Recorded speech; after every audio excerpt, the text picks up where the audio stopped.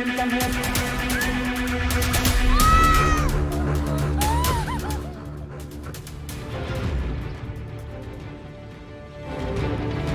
na sa 14 ang bilang ng mga nasawi dito lamang po sa bayan ng San Remigio dahil po sa malakas na paglindol nitong September 30.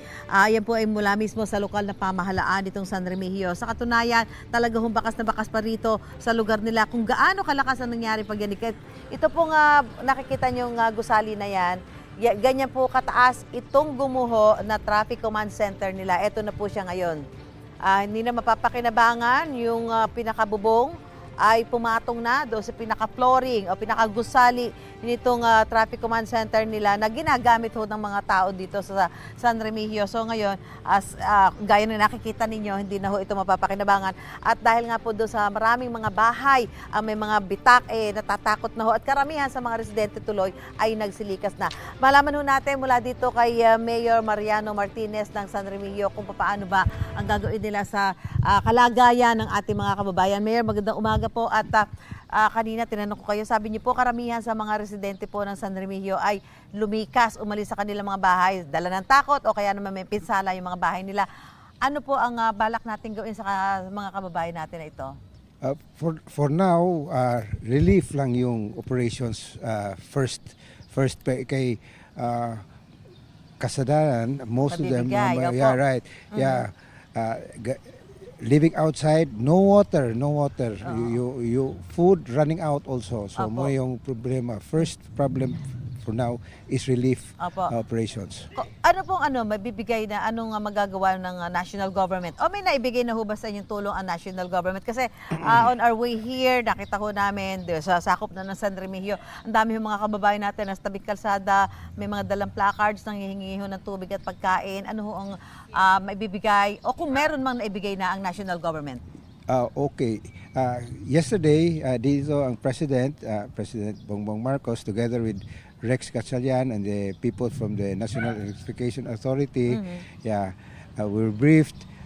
Initially, actually, food packs from the DSWD is already coming. Okay. They promised to give us 18 to 20,000 food packs, which would answer our 20,000 households.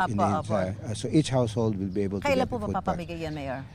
Within the next few days. They've started already.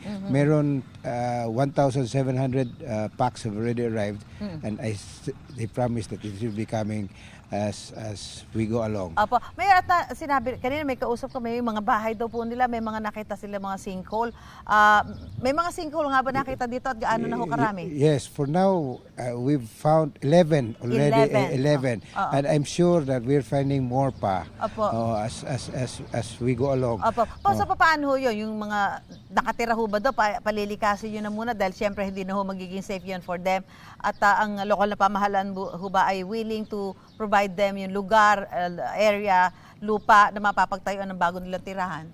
We will go to that in a while, no? Yeah, but for now, actually, the President was here. He released us 20 million already. So that will be, that 20 million I'm going to use for relief operations, not yet for reconstruction. But they also are giving us 75 million for infrastructure repair. But I think that will not be even enough for our government infrastructures.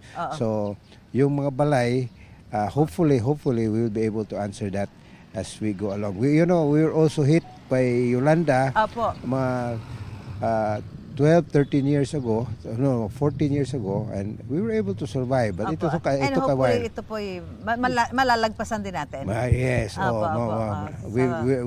We're very hopeful gihapon because then in Yolanda, it took weeks before we were able to reestablish electricity, water. But now, we expect it to be in place, water and electricity in the next few days. Actually, may kuryente na. Mula kagabi, may kuryente na po dito. So medyo ang lang natin, yung supply po ng tubig. May supply tubig.